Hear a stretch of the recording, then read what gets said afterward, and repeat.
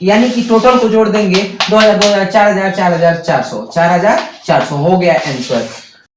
और अभी तो रुको, क्लाइमैक्स अभी बाकी। जय हिंद। इस वीडियो में आप लोग देखेंगे चक्रवृद्धि ब्याज के नए ट्रिक जो कि चुटकियों में आप हल करेंगे। जैसे स्क्रीन पर आप लोग फॉर्मूले देख रहे होंगे, ये फॉर्मूला हटाइए, एक मेरा ट्रिक है वो देखिए। जैसे कि जितने वर्ष के कहेंगे लाइन पर बस हो जाना चाहिए। जैसे कि 2 वर्ष बोला है इस क्वेश्चन में, आपके स्क्रीन पर एक क्वेश्चन आया होगा, लिखा है 10,000 के राशि पर 20% के हिसाब से, यानी कि 2 वर्ष का चक्रवृद्धि ब्याज पूछा है। तो 2 वर्ष का पूछा है तो 2 लाइन खींचिए, यहाँ 1 लाइन हो गया और 2 लाइन। देखिए एकदम चुटकियों में हल होंगे, तो यहाँ पर 2 लाइन खींच दिए, इसी में आपका आंसर आ जाएगा। जैसे कि 10,000 था तो 10,000 यहाँ पर लिखिए और 20% निकाल लीजिए। तो 10,000 का 20% क्या हो जाएगा, बटा 100। 20% माने 20/100 हो जाएंगे। 0 से 2 शून्य कैंसिल हो जाएंगे, दोनों से दोनों शून्य कैंसिल, तो ये हो जाएगा 2000। यहाँ पे 2000 लिख दीजिए और यही 2000 दूसरे वर्ष में भी लगेंगे, क्योंकि चक्रवृद्धि ब्याज वह ब्याज होता है जो ब्याजों का ब्याज ले। यानी इस 10,000 का पहला वर्ष में ब्याज 2000 आएंगे, फिर दूसरा वर्ष में भी 2000 आएंगे, लेकिन ये तो चक्रवृद्धि ब्याज है, इसीलिए इस 2000 का भी ब्याज यहाँ पे लगेंगे। तो 2000 का ब्याज बताओ तो 20% का हो जाएगा। 2000 का 20% निकालेंगे तो 2 शून्य से कैंसिल हो जाएंगे, ये 400 रुपये हो जाएंगे। यानी कि टोटल को जोड़ देंगे 2000 2000 4000 4400 4400 हो गया आंसर।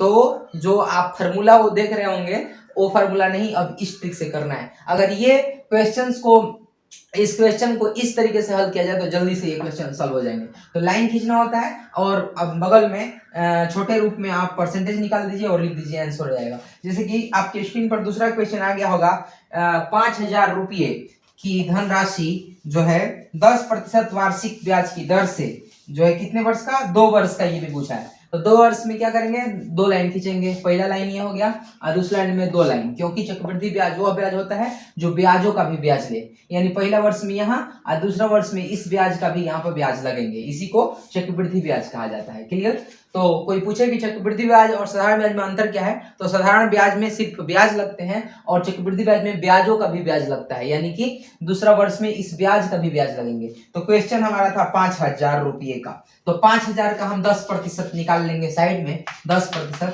ये रफ कार्य पर करने होते हैं। तो ये हो गया आपका 2 खत्म हो गया, तो 500 रुपये। 500 रुपये 5,000 था तो 500 रुपये पहला वर्ष में, दूसरा वर्ष में भी 500 रुपये होंगे, 500 रुपये। अब इस लाइन में क्या लिखेंगे, 500 का कितना प्रतिशत, 10%, क्योंकि इस सवाल में 10% पूछा था। तो 500 का 10% निकालो। देखो 500 का 10% बटा 100 लगाएंगे ना, क्योंकि परसेंटेज माने बटा 100, तो ये 50 रुपये हो गए। क्या हो गए, 50 रुपये। तो 500 500 1000 1000 अब 50 1050 हो गया आंसर। क्या बात है सर, क्या बात है सर। ये जो फार्मूला लेकर के घूमते फिर रहे हैं उस पर नहीं होगा। अब इस तरीके से आप लोग करोगे तो जाकर के कंपटीशन निकलेगा। तो टाइप नंबर 1 खत्म हो गया। टाइप 2 तीसरा वर्ष का। आपके स्क्रीन पर एक क्वेश्चन आया होगा जो कि बोला है कि 4,000 रुपये के धनराशि पे जो है 10% के हिसाब से आपको 3 वर्ष का निकालना है। यानी कि 3 वर्ष में 3 लाइन खींचेंगे, 2 वर्ष में 2 लाइन, 3 वर्ष में 3 लाइन। तो लाइन देखोगे से यहाँ 1 लाइन हो गया, दूसरा लाइन में 2 लाइन हो गए और तीसरा लाइन में 3 लाइन होंगे। इतना बस याद रखिएगा, हो जाएगा आंसर। तो ये 4,000 रुपये था, तो 4,000 का कितना प्रतिशत निकालना था हमें, बोला था 10%, तो 10% निकाल लिए बटा 100, क्योंकि प्रतिशत मैंने बटा 100, तो 2 शून्य से कैंसिल हो गया, ये क्या आ गए 400 रुपये। तो 400 रुपये यहाँ भी, 400 रुपये यहाँ भी। मैंने बोला था ना कि ब्याज तीनों वर्ष में बराबर लगेंगे, लेकिन चक्रवृद्धि ब्याज यहाँ पर इस ब्याज का भी ब्याज लगेगा। तो अब 400 का यहाँ 10% निकालना होगा, क्योंकि सवाल में 10% बोला था। तो 400 यहाँ पे लिखेंगे और 10/100, ये 10 जो है ये सवाल में बोला है। तो यहाँ 0 से 2 को शून्य कैंसिल, 40 रुपये यहाँ पे हो जाएंगे। बात समझ में आ रही है। इस 400 का 40 रुपये हो गया।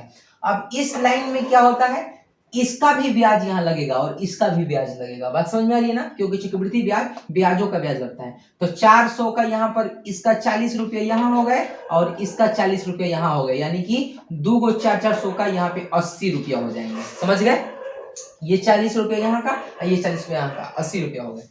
अब ये लाइन जो बचा है इसका ब्याज का ब्याज लगेगा। देख लीजिए कितना आसान है, इसका ब्याज का ब्याज।